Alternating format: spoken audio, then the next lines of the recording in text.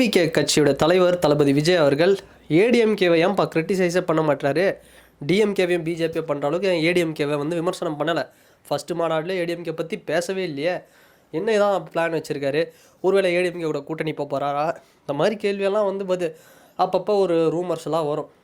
But first டைமாக இந்த மதுரை மாநாட்டில் ஏடிஎம்கேவை பற்றி ஒரு விஷயம் சொல்லியிருக்கிறாரு. இது தாங்க நான் சொன்னேன். அதாவது நான் நிறைய வீடியோவில் பேசியிருக்கேன், ஏன் ஏடிஎம்கே பற்றி டிவிக்கே பேசலை அப்படின்னா, பேசுகிறதுக்கு ஏதாவது இருந்தால் தானுங்க. அதாவது ஒரு மும்பை இந்தியன்ஸ் அது மாதிரி ஒரு இருந்த டீம் இன்றைக்கி வந்து எப்படி ஆயிடுச்சுன்னா, ஒரு டெல்லி அந்த மாதிரி வந்து ரொம்ப மோசமான ஒரு பாதையில் வந்து போயிட்டுருக்கு. அதுக்கு காரணம் அந்த கட்சியை வந்து நம்ம சொல்லக்கூடாது, குறை எதுவும் சொல்லக்கூடாது. அந்த கட்சிக்குள்ளே உள்ளே நடக்குது பார்த்திங்களா ஒரு பாலிடிக்ஸ், அதுதான் காரணமே. ஸோ ஒற்றுமை இல்லை. ஸோ இன்றைக்கி பாட்டாளி மக்கள் கட்சி ஒற்றுமை இல்லை, அப்பா மகனுக்குள்ளே மோதல் எப்படி போயிட்டுருக்கு பாருங்கள். ஸோ அந்த மாதிரி ஒரு மோசமான நிலையை தான் ஏடிஎம்கே ஃபேஸ் பண்ணிகிட்ருக்கு. இதில் பிஜேபி உள்ளே வந்து சில அரசியல் வந்து பண்ணிகிட்ருக்காங்க. ஸோ இதுதான் வந்து உண்மை. ஸோ இதை தான் வந்து விஜய் அவர்கள் வந்து தெளிவாக சொன்னார். என்ன பாருங்கள், எம்ஜிஆர் இருக்கும்பொழுது எப்படி இருந்த கட்சி, ஜீரோலேருந்து தொடங்கி அந்த கட்சி எம்ஜிஆர் உயிரோட இருந்த வரைக்குமே 3 வாட்டி ஜெயிக்கவே முடியல மற்றவங்களால் ஆப்பணும்னு சொல்ல, அந்தளவுக்கு எம்ஜிஆர் சூப்பராக வச்சுருந்தார். இன்றைக்கி அந்த கட்சியோட நிலைமையை பார்த்தீங்களா அப்படிங்கிற மாதிரி விஜய் அவர்கள் வந்து சொன்னது கண்டிப்பாக ஏற்றுக்கணுங்க. அதாவது இப்போது பாட்டாளி மக்கள் கட்சியில் அப்பா மகன் மோதல் இருக்குது, அந்த கட்சி ரொம்ப இதுவாகிடும், இப்படியே போனால் ஏதாவது பிளவு மோசமாகிடும், அதை நம்ம அக்செப்ட் பண்ணிக்கலாம். சீமான் அவர் கூட காளியம்மாள்னு இருந்தாங்க ஒருத்தங்க, அவங்க ரொம்ப வருஷமாக என் அண்ணன் இருந்தாங்க, இப்போ வெளியே வந்துட்டாங்க. மற்ற கட்சியில் நடக்கிற பிரச்சனையெல்லாம், அந்த கட்சியில் இருக்கக்கூடிய நெகட்டிவிட்டிலாம் நம்ம பேசும்போது ஏடிஎம்கேல நெகட்டிவிட்டியே இல்லை அப்படிங்கிற மாதிரி பேசுகிறது எந்த விதத்தில் நியாயம்? அதை தான் விஜய் அவர்கள் தெளிவாக சொல்லியிருக்கிறாரு. ஏடிஎம்கே அப்படி இருந்த கட்சி இன்றைக்கி இப்படி ஆயிடுச்சு, இதை வந்து பிஜேபி யூஸ் பண்ணி உள்ளே பூந்துக்கிறதுக்கு ட்ரை பண்ணுறாங்க. ஸோ அதுக்கு இடம் கொடுக்கக்கூடாது அப்படிங்கிறத ஒரு இன்டைரக்டாக சொல்கிறாரு இபிஎஸ் அவர்களை பார்த்து.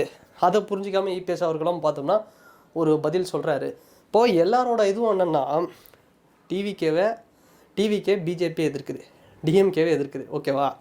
ஆனால் எந்த காலத்துலையாவது என்னோடய அரசியல் எதிரி, என்னோடய கொள்கை எதிரி அப்படின்னு ஏடிஎம்கே சொல்லியிருக்காங்களா? கிடையவே கிடையாது. பன்னீர்செல்வம் அவர்களும் பார்த்தோம்னா விஜய் அவர்களை வெல்கம் தான் பண்ணுறாரு.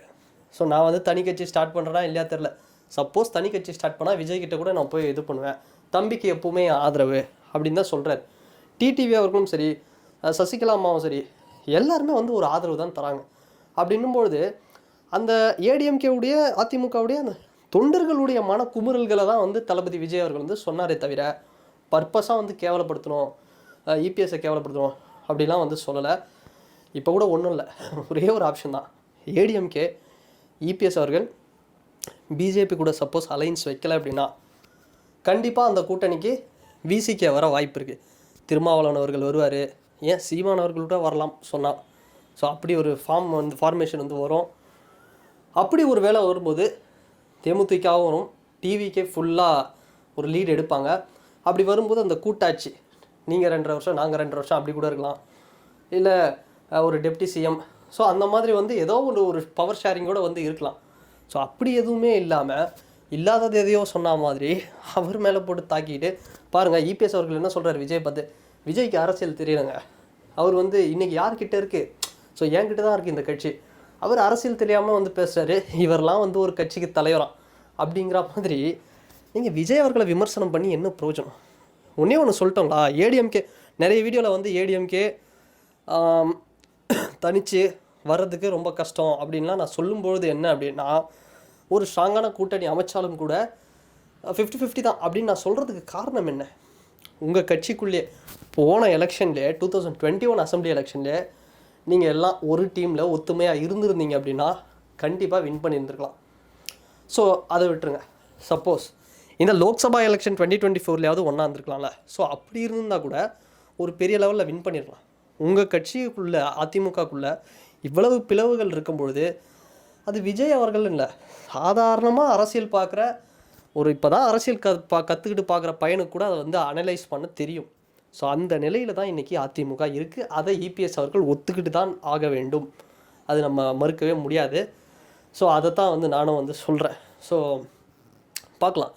இப்போ செப்டம்பர் 4ஆம் தேதி வரை நம்ம ஓபிஎஸ் அவர்கள், பன்னீர்செல்வம் அவர்கள் வந்து முன்னாள் முதலமைச்சராக இருந்தவர், அவர் வேறு இப்போ புது கட்சி தொடங்க போகிறாரா, இல்லை விஜய் அவர்கள் கூட போக போகிறாரா, இல்லை திமுக கூட போய் அலைன்ஸ் வைக்க போகிறாரா, இது மாதிரி ட்விஸ்டெல்லாம் இருக்குது. இதெல்லாம் சரி பண்ணாமல் மற்றவங்க விமர்சனத்துக்கு மட்டும் சொல்லும்போது எனக்கு வந்து கஷ்டமாக இருக்குது, இப்படி இருக்குது, அப்படி இருக்குது அப்படின்னு சொன்னால் இது எந்த விதத்தில் நியாயம்? முடிஞ்ச அளவுக்கு உங்கள் கட்சிக்குள்ளே இருக்கக்கூடிய அந்த பிரிஞ்சு கிடக்கிற அணியை அது ஒன்று திரட்டுங்க. ஸோ அப்படி பண்ணால் கண்டிப்பாக ஏடிஎம்கே பேக் டு ஃபார்ம் அப்படிங்கிறத நம்ம வந்து உறுதியாக சொல்லலாம். ஸோ இதைத்தாங்க சொன்னார் டிவிக்கு மதுரை மாநாட்டில் தளபதி, வேறு எதுவும் தப்பாக சொல்லலைங்க. இதை போய் வந்து பெருசாக ஒரு விஷயம் சொல்லியிருக்காரு. ஸோ ஃபஸ்ட் டைம் கிரிட்டிசிசம், விமர்சனம் கூட மோசமாக பண்ணல, நடக்கிற யதார்த்தத்தை ஒரு மென்மையாக சொல்லியிருக்கிறார். எந்த இடத்துல இபிஎஸ் அவர்களை அட்டாக் பண்ணல, ஏடிஎம்கேவை அட்டாக் பண்ணல. இப்போவும் பார்த்தோம்னா ஏடிஎம்கேவுடைய கொள்கை தலைவர்களான அண்ணா அவர்களையும் எம்ஜிஆர் அவர்களையும் ஒரு ரோல் மாடல், இன்ஸ்பிரேஷனை தான் சொல்கிறார். ஸோ எம்ஜிஆருக்கு என்ன மேஜிக் க்ரியேட் பண்ணாங்களோ, அண்ணா அவர்கள் என்ன மேஜிக் க்ரியேட் பண்ணாங்களோ அதை நான் ரீக்ரியேட் பண்ணுவேன் 2026. அதை தான் விஜய் அவர்கள் வந்து சொல்லியிருக்காரு. ஸோ இது தப்பே கிடையாது அப்படின்னு தான் நான் சொல்லுவேன். ஸோ இந்த வீடியோ பற்றின உங்களோட கருத்துக்கள் என்ன அப்படிங்கிறது இந்த கமெண்ட் செக்ஷனை மறக்காமல் பதிவிடுங்க. அண்ட் வேறு ஒரு வீடியோவில் வேறு ஒரு கான்டென்ட்டில் நான் உங்களை பார்க்குறேன். பாய்.